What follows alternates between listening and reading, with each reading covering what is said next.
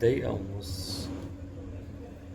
يعني كل عقلكم صدقتوا انه طلع على روسيا عشان يطالب ببشار الأسد؟ هي اسمها خدعة سياسية، إبرة بنج مشان الخازوق الكبير اللي يفوت بأسفلنا يطلع من أحف راسنا. هاي إبرة تخدير للشعب الدرويش البسيط. شلون الشعب بده يتقبل إنه أحمد الشرع بده يطلع يتشكر روسيا ويقعد مع روسيا، وروسيا اللي سفكت الدم وقتلتنا وزتت علينا مليون برميل وقتلت نص الشعب السوري. طبعا مو هي الأرقام الصحيحة، بس في تضخيم شوي يعني. بس ما قصرت معنا روسيا يعني، والطيران باد مدن كاملة.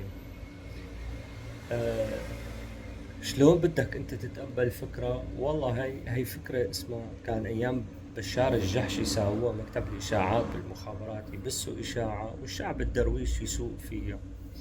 والله طالع يجيب لكم شوارب بشار الاسد، الشعب عم يطبل ومكولكية عم بتطبل، واولهم بلا ما نحكي اسماء عم يمجد ويطبلوا رايح يجيب لكم طالب. ان شاء الله صدقتوا طالع حبيبي، طالع يتواصل مع روسيا، مدخل روسيا على الخط لأنه اختنق من طلبات الأمريكان والأزرق.